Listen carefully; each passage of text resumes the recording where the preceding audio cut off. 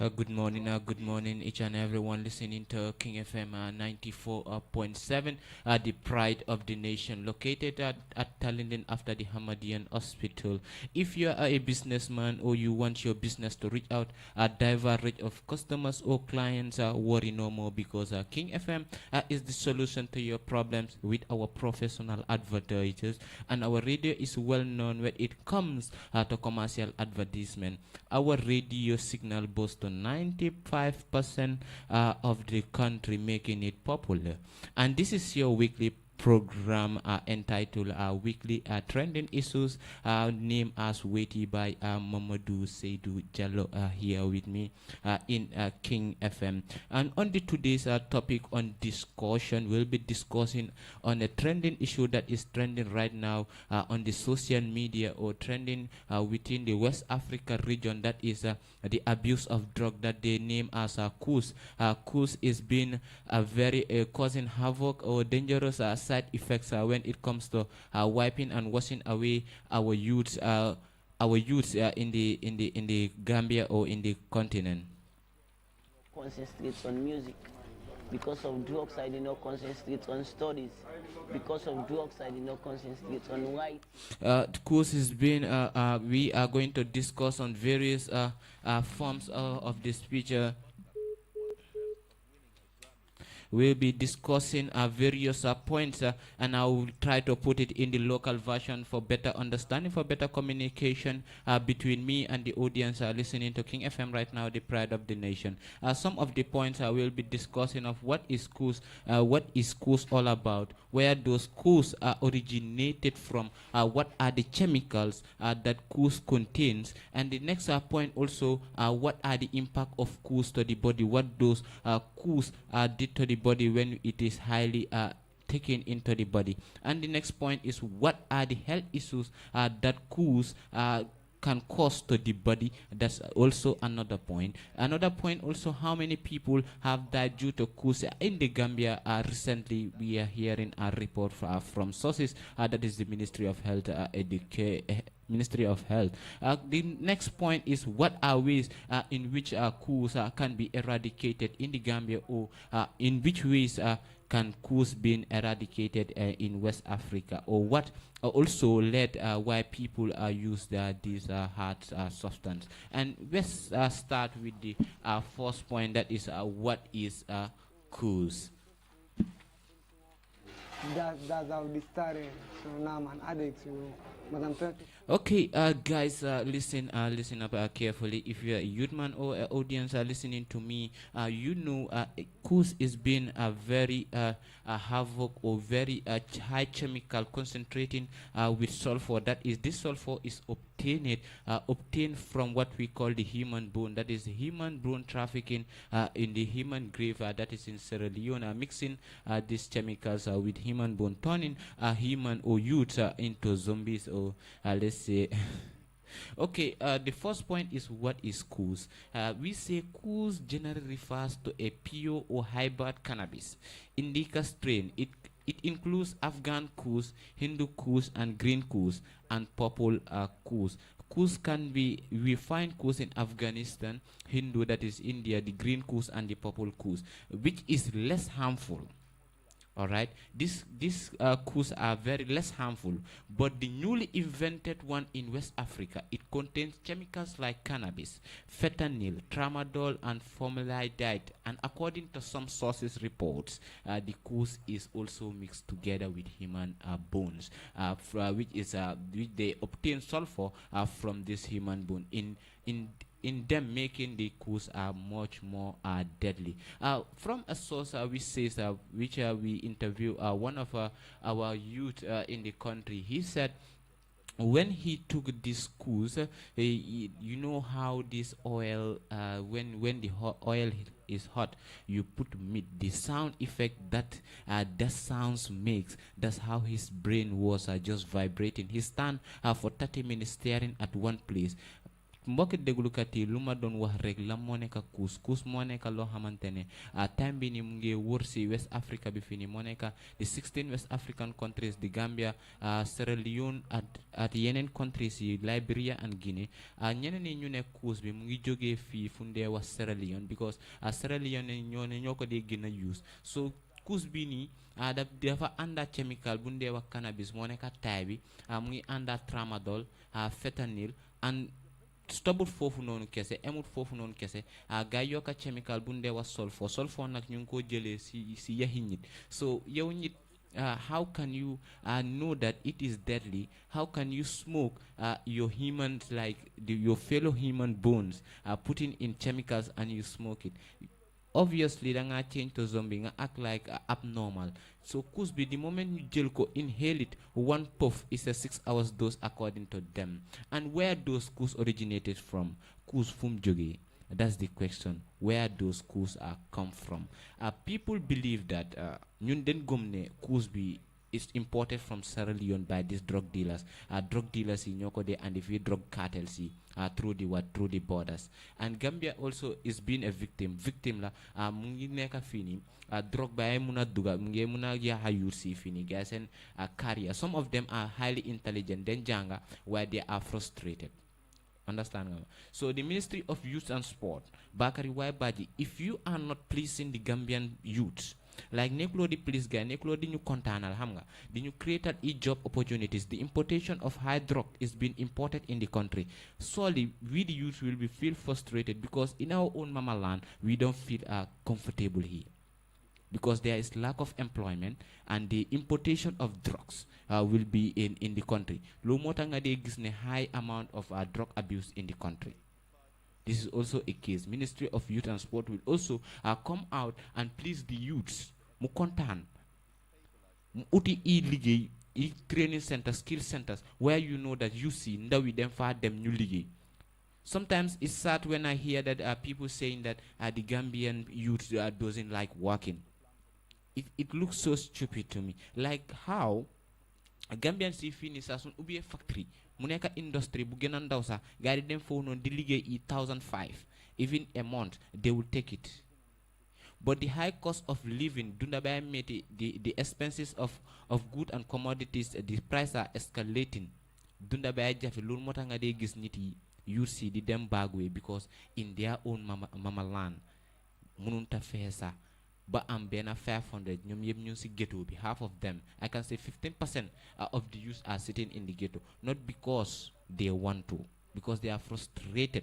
Lack of job opportunities, lack of employment. The educational system is so boring. That is also will be urging the Ministry of Youth and Sport in partnership with the Ministry of Health, community leaders, ñoo xamantene ñu ci communities yi, at Minister of Health guys sensitize border security stand firm, guys stand firm to put this to an end. We can't watch our population being populated. Du muna xool suñu ndaw yi di wipe out because of one chemical we call kush. We are not going to accept it. Some let's sensitize them.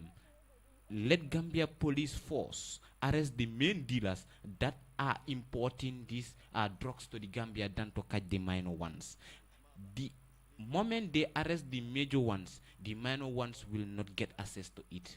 That way, our youths will concentrate on elevating. But if there's lack of employment, drug is being imported.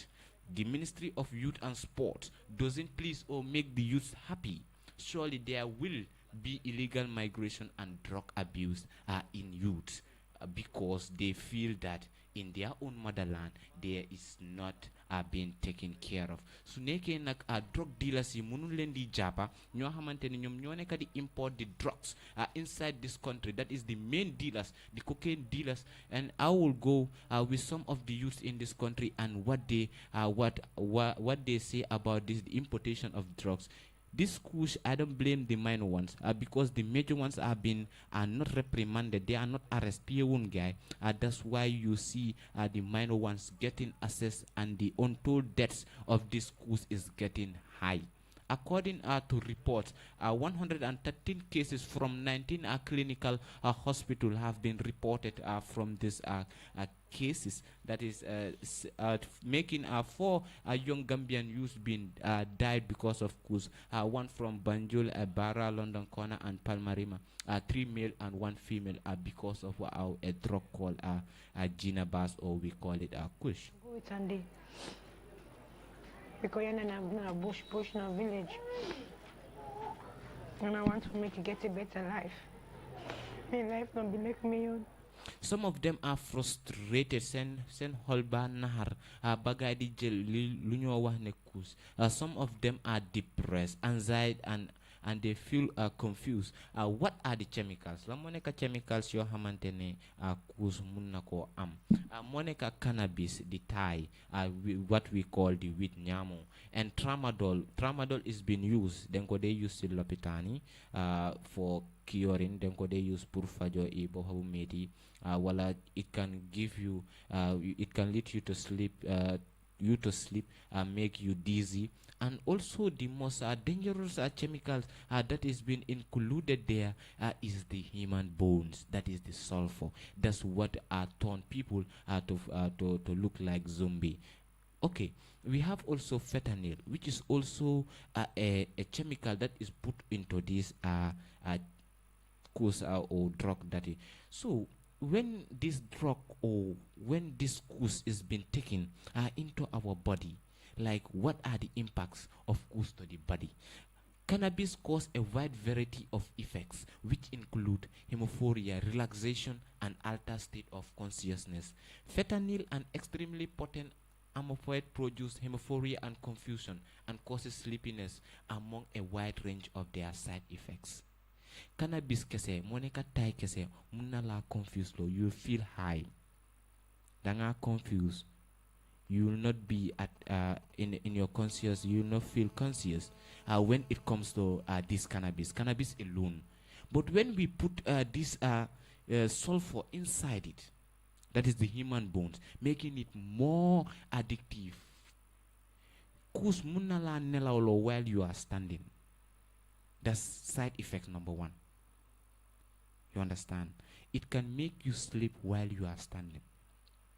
While you are walking in traffic or you are walking, the environment around you will turn like a lake or like an ocean. That's why you see them screaming that they are swimming. According to people or the users, or according to the sources from Sierra Leone, they appear like they feel good. It tastes nice. Because of Kussh, some of them don't listen to music. Because of Kussh, they don't study, they don't write. You understand? Okay, when it comes to this confusion and causes sleepiness, lumota manelen Kussh, the moment nga jelko, you as a person listening right now, you are hearing that nit day because of Kussh. Some of them are swallowing their tongues, using pliers to pull them out. So you listening, you hearing these dead cases. How do you able to still go for this because it is deadly? Like let's use like common sense. Let's put it into common sense form. Yo ya dega nit ya de nge wona sen lamen bi. Bagay di faatu si gasen bag ñaka gasen bagan they battle with their life. But yo ngay deglu ngay dega case you nun, but still you insist you take them. Like it doesn't make sense. We are the youths of this country. I don't blame you. Blame Umalen at some point because you don't like job or you don't yen bugulen lige or bugulen measure. We like the measure.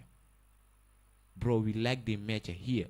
If the skills or the training centers are being provided, the Gambian people will work. I'm not blaming the government, but the body that represents the youth, that is the Ministry of Youth and Sport, or anybody that support that is under the youth, like National Youth Parliament. Let's come up with a bill that will sort of the youth problem. And the agenda we will place it in the National Youth Parliament. You want to deal with that there will be no more lack of employment. The moment you support youth, see, the economy will grow. Let's support the youths. agriculture and education, 3 fundamental, and come in the next 10 decades, or come in the next decade, that is 10 years to come, and see how Gambia will transform. But here, the importation of drugs, the highly importation of drugs, we are not catching, or the police are not reprimanding the main dealers here. The main dealers are inside. If we catch the major ones, the minor ones will not get access to the drugs. And if the Ministry of Health also come out to sensitize the people, whether on air or meeting them in their various communities, will also serve as a great tool when it comes to changing their concept of using these drugs. Tell them what is the side effects of this drug. What damages would it cause to your health? Also, when it comes to the Ministry of Youth and Sport, he also should stand firm, knowing that his responsibilities is to support the youth when it comes to skills, sports, and empowering the youth in his country. If these sectors are being properly managed, the next 5 years, Gambia will transform. Okay, what are the what are the health issues associated with this kush? When you use kush, like people call it juice, kush or ginabas. The ginabas is there because the athlete, some say the athlete is very fast. Daukati Gambia befa gaw moneka ginabas. That's why they call it ginabas, because that's how this kush is going to make you mentally. It will destroy your mental thinking, the way you think, the way you reason. You know, helate at normal person, no more helate is 2 different things. That is the mental illness.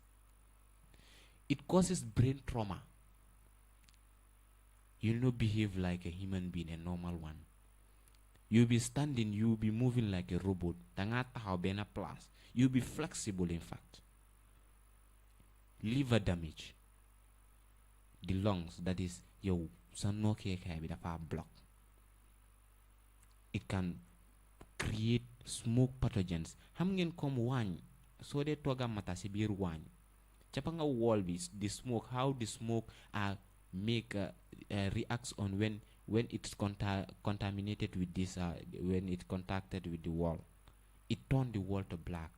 So that's how a smoker will be in his heart, the walls of the heart. The smoke will turn it to black. Okay, depression. You are always sad. You have the mind of committing suicide or about to commit a violation in the community, either a theft or killing people, murder. Also anxiety. It causes anxiety. How many people had died in the Gambia due to kush? Nyata nyit nyo there because of kush. It's untold. The cases are untold. Cases them body. Just recently, in 3 weeks, 11 people reported suspected deaths in the country. The Ministry of Health indicate in its latest report that the last 3 weeks, in last 3 weeks, 19 new chemical cases have been reported from health facilities, bringing the total to 113 cases, a 20% increase, meaning the Fayoko from maybe 15 or 10% to 20% increase. 7 new cause associated suspected death have been reported from health facilities. This brings the total to 11 with a case fatality rate of 9.7%. This report comes after 4 young Gambian youths reported from health facilities, 3 males, 1 female, from Banjul, Bara, London Corner, and Palmarima died after consuming this dangerous. After hearing like it went viral. In fact, you are fully aware that this kush is deadly. Kush by ray. Kush contained with human bones. How are you going to think about it? yow no xalaatee noonu a drug being contained with a human bone and you still consume it like a normal human being when you are to think about it when it comes to these human bones, a drug contained with human bones. Tell me, how are you going to take this? Still insist that I'm going to take it. Like in humanity form, how are you going to take this? Sir, this drug is being mixed with human bones. You as a person, yow nit ki, yow noy insisté ba légui ne yow dang ko jël. And yow yaay digga ci media bi ne nit yu bari ñi dé ñi faatu ñi ñaka seen bagay ci cause bi jina bass. But yow you insist nga bañ ne yeah you still take it. You know, like we are not going to advise like légui comme yow xam nga ne you are fully aware yow xam nga ne cause bi is deadly. Why do you take it? Like, it doesn't make any profit, and you would bend profit. Joe la bend profit. The more you smoke kush, it doesn't give you money. It just destroy your career. The fire has a career. The ngalal kush will not give you money. The only problem there is you are going to make money and spend it on the kush. But kush, you will not smoke kush and kush give you money. No way. But if you take kush, you not destroy your thinking capacity or your reasoning, you will not make money. But if you throw the drugs away and you try to think, reason well, start to sort of things, your dreams in life, it will come true. But the moment you use this kush, my friend, you are destroying like your career, damaging your life, your important life organs. This is King FM 94.7, and I am Mamadou Saidou Jallow here on King FM Live on King TV Gambia. The number to call or the number to text is 2500947 2500947. By ma dégul len rek ma xol yeen tamit lo len am pour yoka si programme bi si topic bi bu ñoo waxé né kush is not the solution. 2500947 2500947.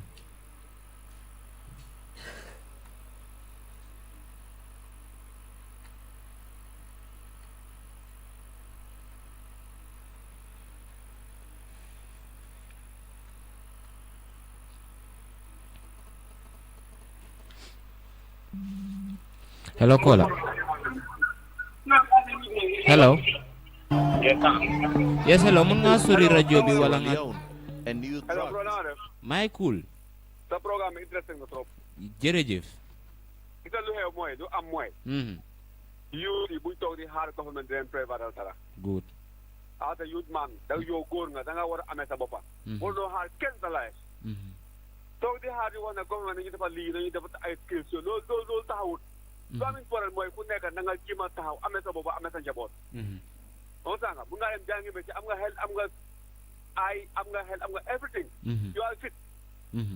Demal nga liggéey xool nooy amee sa boppa bul toog di xaar government si dara. Ok, ñu ngi gis ne loo am pour wax comme Gambia Police Force ne ñu ngi kàcca moo nekk ndaw yi nii fii nii waaye nekkul di arrest ñoo xamante ne ñoom ñoo ko nekk dugal si gars ñoom. waaw loolu seen liggéey la ñoom ku nekk ak ni ñoo liggéey ñoom ñoo am ni ñoo liggéeyee. man loolu ma si mën a wax dara waaye lu ma am pour wax mooy comme youth laa wax man. as a youth man. da nga war a jóg nga dem liggéey xool nooy planer sa life ëllëg si biir nooy sa future bu si xaar kenn man loolu laa góob. ok loo am tam pour advice yu si wàllum kuus bu ne nekk di jëfandikoo time bi ne. yow kuus bi yaa ngi gis ñu ko toog ci tee. loolu amul advice sax. Mbadu. yow man yaa toog di wax ak kenn naan dama amoon di xaw ma la non. so yow soo war a demee yow as responsible loo def loo def. loolu sax nawet bi mooy xam nga li important mooy ku nekk sa bopp rek. it's very important. loolu amul lu ma wax. ok tur bi.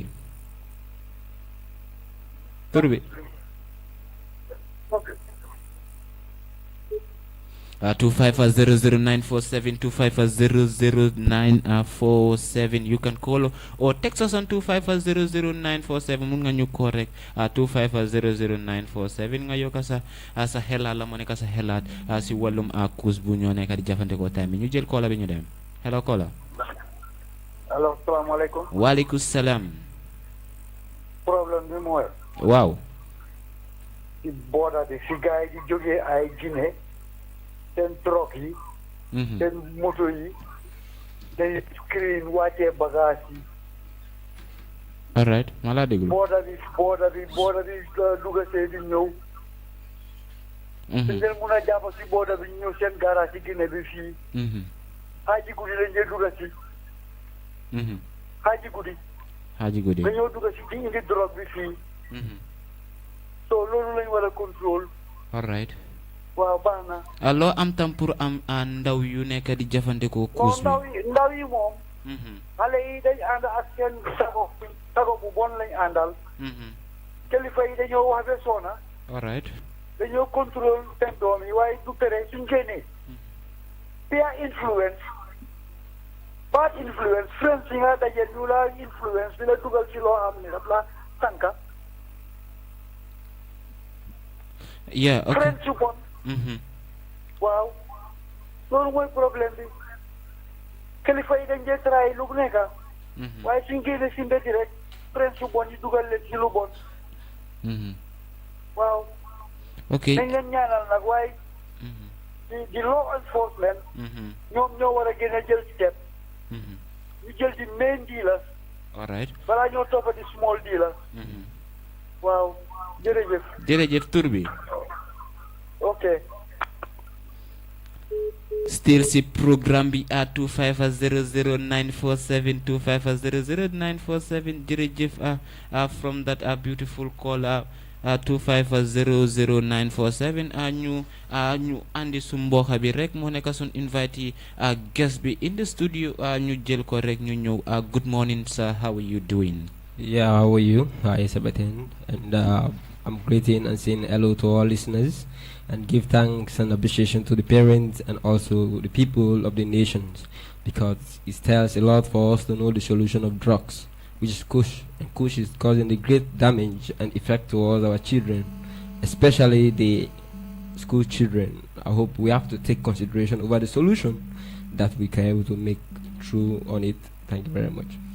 Thank you, Mr. Yaje. We take this caller. Hello, caller. Hello. Hello, bro. Bro, nakalam. Waaw, maa ngi fi jàmm moo def yow. May cool tur bi afo ñu callé. Sa émission bi moom moo neex ba moo tax ñu ne baa ñu call participer. Jërëjëf welcome si programme bi. ma ne yaay welcome ñun la welcome si programme bi loo am pour advice youths yoo xamante ne time bi ñu ngi jëfandikoo kush bi. waaw man moom li ma mën a wax mooy comme dégg naa tam nga wax lu demee noonu government bi moo war a ñaax booy ñun xama rek. ndaw yi dañ nekk ci loo xam ne ni xamuñu ko waaye government bi moo war a ñaax booy génnee xaalis xam nga dimbali ci ñu bëree bëri pour ñu mën a dimbalante baax mais drogue moom génnee ko tam xam nga yombul de par benn la lay doon. yombut kay. nu mu tuddati police yi tam ci boppam dañu war a xam dañu war a jàpp ñoo xamante ne ñoo nekk xam kundang yi mooy konkal yi quoi. encore tam ñu nekk ci koñ yi tam doomu aadama yi war nañu mun a génnee ñeneen ak ñeneen ñoo xam ne ni dañuy jaay te xam nañ leen mais ñu ngi nekk tekk xama di seet. dëkk baa ngi xama rek mu ngi suuf boo yaa ngi xama jël kenn xamul understand. waaw loolu la quoi government bi nag xamante nañ ci gën a taxaw quoi parce que ñoom xam nañu xaalis ba pare am nañu tam ay nit ñoo xam ne ni mun nañ leen jël fay leen. dox tànk bi demee noonu xama pour xama mun a sauver booy boo yaa ngi tuddee. te xama lu ñuy tux xama lu mu leen xama gën a delloo ginnaaw seen papa yi ak seen yaay bi ñu lekk seen njëriñ dañuy yàqu te bu ñu yàquwee tam ñu ngi si biir ñu ci day gën a mel. jërëjëf su mbokk bi waaw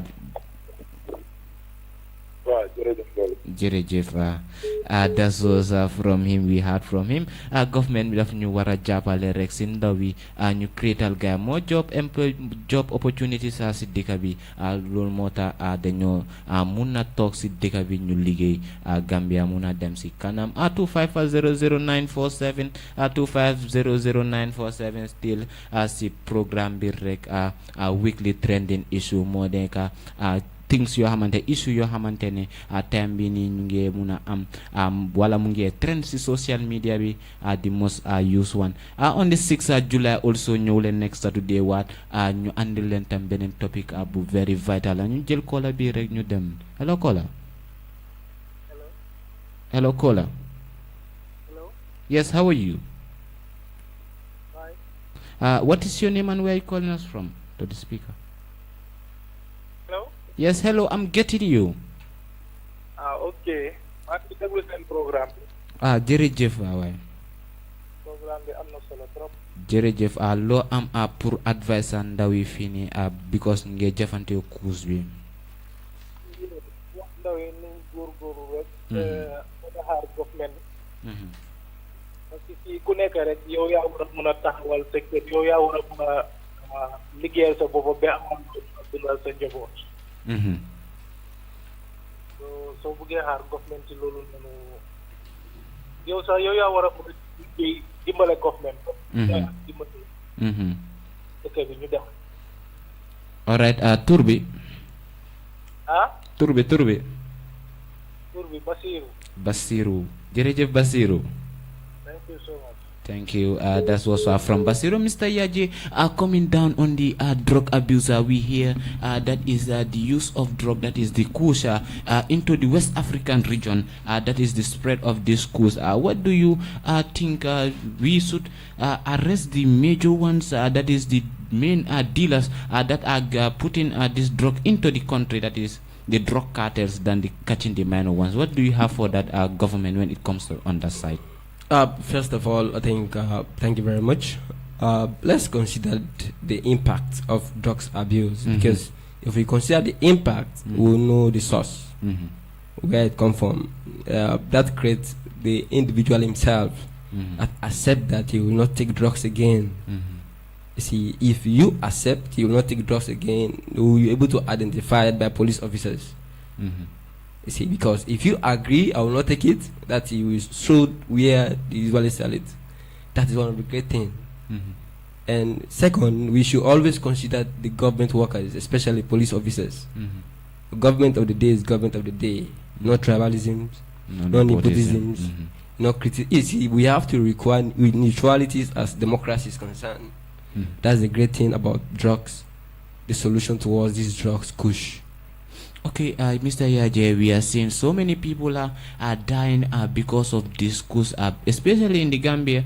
In the last 3 weeks, 11 suspected cases, that is the death within 3 weeks, making 4 young Gambians losing their lives because of this Kush. What do you have when it comes to when Ministry of Health or any community leaders, how would they able to sensitize the people when it comes to this usage of drugs? I think about this one is simple. It's not a big deal, because for awareness of the people, people know the effect, the negative effect of drugs abuse. I think they should come out just like the way they do in public program.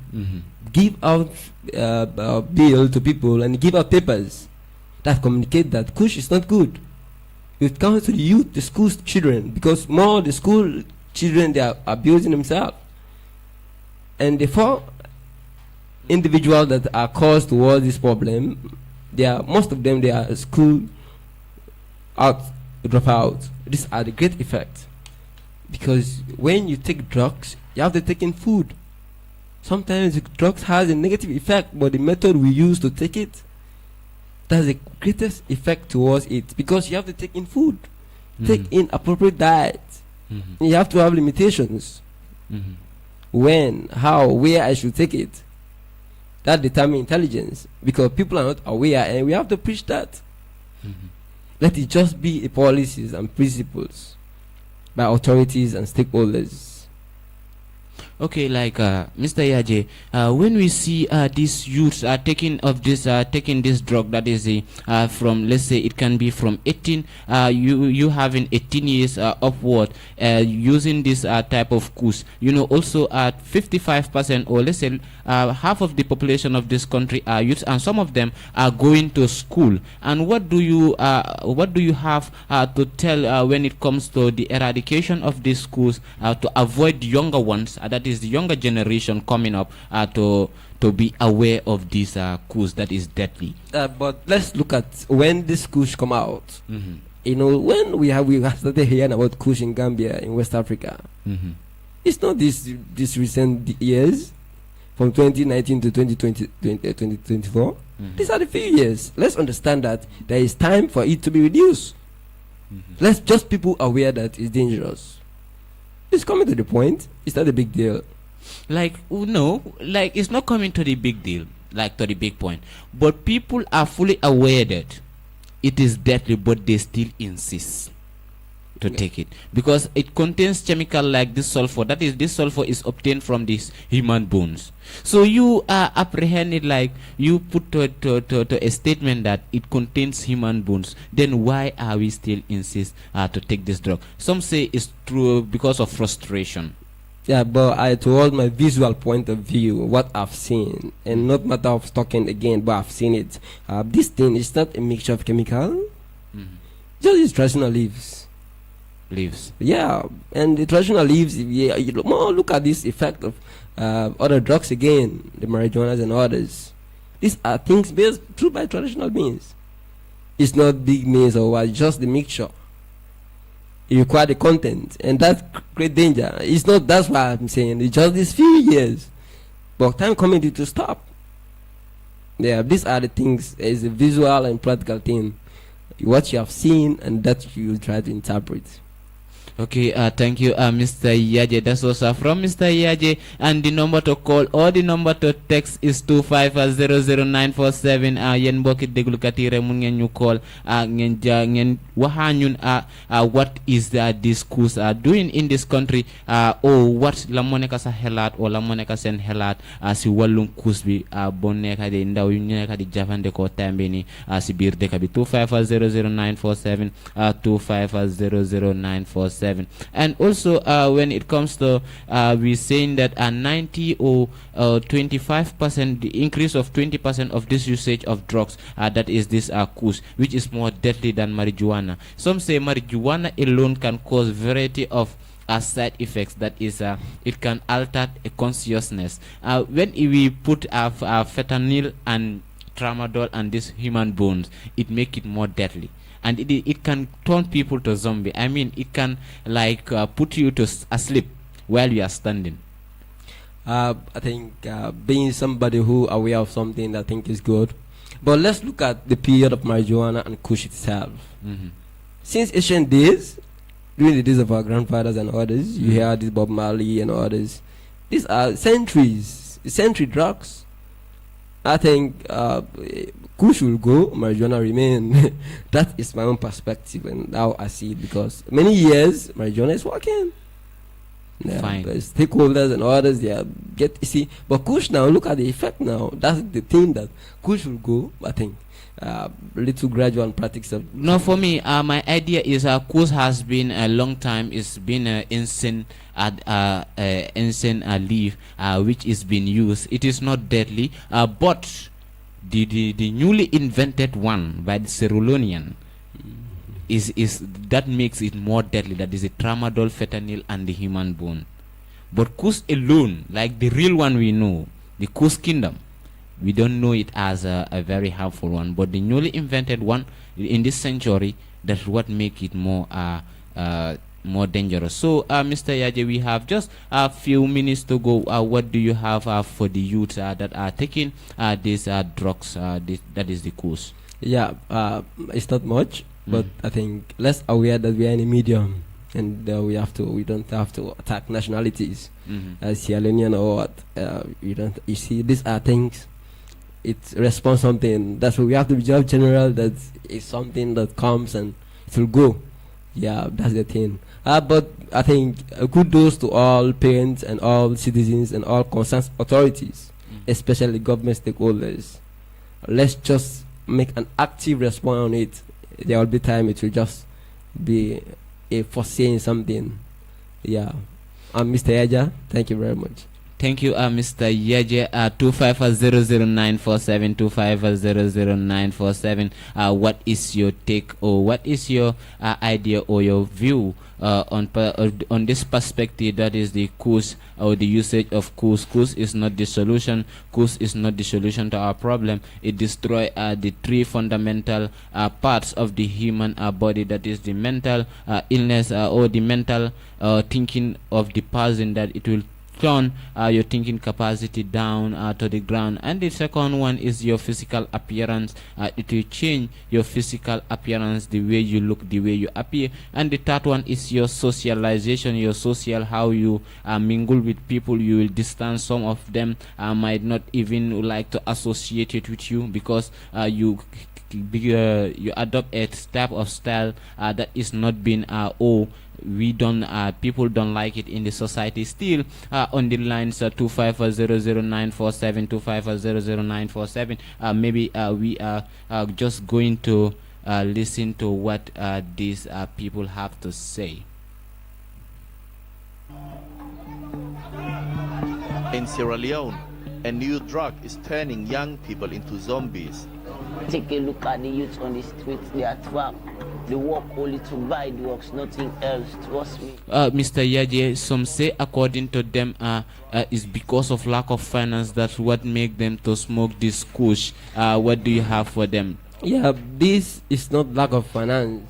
You know, the basic thing, emotional acceptance of some certain thing that based on effect towards the person's health. Because without finance, but people are still working hard to make it available. You see, you work hard, you get finance. If you have the finance, you think you use it that way. That's based on emotional thoughts. I don't think if that is the key thing. It's just people's, it's something that you are adapted to. You think it's good and you take it, it destroy your health. Okay, thank you, Mr. Yaje. And also, some of them were complaining that the government is not doing the rightful need according to them.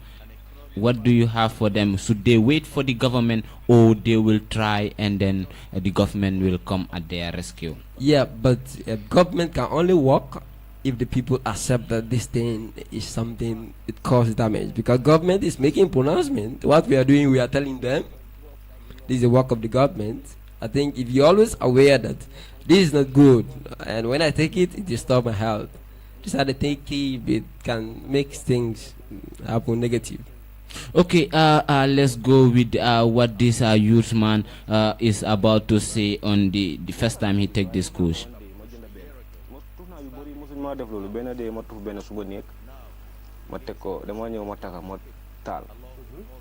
ma xëcca waaye dafa mel ni comme like soo jëlee diwlin nga tàngal ko ba mu tàngal nga def fa yàppa nu mu dee noyisee noonu suma brain bi noonu la noyisee dama jóg ma taxaw instant ma taxaw si néeg bi ma xool after maa ngi téye join bi de ma teg ko waaye maa ngi taxaw si boori bunti néeg bi after mun naa la wax ne maa ngi taxaw di xool nii more than 30 minutes maa ngi xool benn place.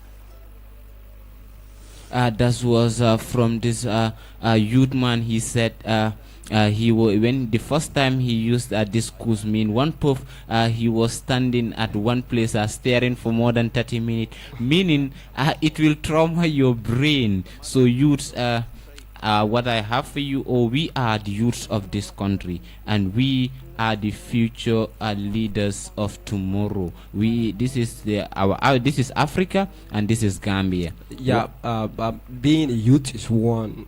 Being a youth is one. And as a youth, what you think and what you do is two again. Because being a youth, you realize that you're a youth, you have to learn and try to accept modern ideologies and laws. I think that leads to something mentality point. Because we are all youth. Be anywhere you're a youth because you come from that stage. And if you're not aware that you should be like your fathers or be like your parents, you should conscious like authorities within the community, I think you create a damage. that leads to mentality effect or emotional effect. Okay, Mr. Yeje, you'll have your final wish, either a wish that will go to the government or advise, a sort of advisor to the youths, because of the high risks of using this schools is getting out of hand. What do you have to tell the youth, or what do you want to urge the government to do when it comes to this usage of drugs? Yeah, and the government should just provide principles and policies. They require the techniques again, because if you provide the principles and policies, I think you can establish something the youth can be aware. This is the way the youth are aware. If you provide a medium more than 3 or 4 times, the youth will stop. That's the one thing. And we the people again, the youth themselves should say, I should not do this. This is bad. It creates mental misunderstanding. These are the misleading points. If you are not aware that this thing is something effect, and the government is trying to pressurize you, the measures will tell you that this is not good. By hearing, you will do something like stopping it.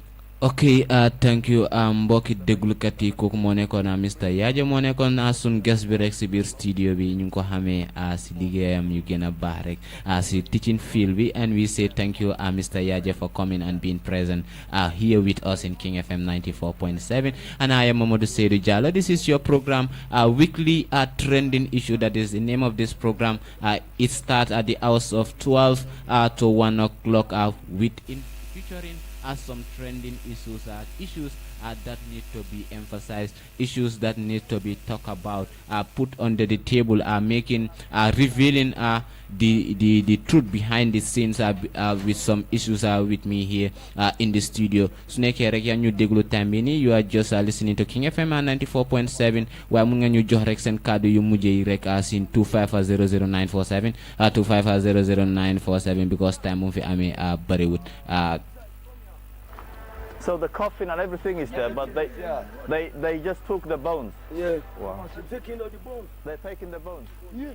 In that being the case, I will just say bye bye to you all. Ñu ne leen jërëjëf rek ba next Sunday waat si beneen yoon yàlla ngeen let's have a better day, because my Wolof is somehow not good, but I try. Adama de try rek laka Wolof bi waaye yàgguma no soriwuma. Okay, have a good day, have a blessed day. Malendi wax ba benen samedi ba benen yoon fii si King FM 94.7. bu leen fàtte rek mun ngeen di Holland video bi live on King TV Gambia si YouTube page bi. Don't forget to subscribe, like and share, but the most important thing, comment. Let us see how much are you going to rate this, or what is your take on this program. Thank you.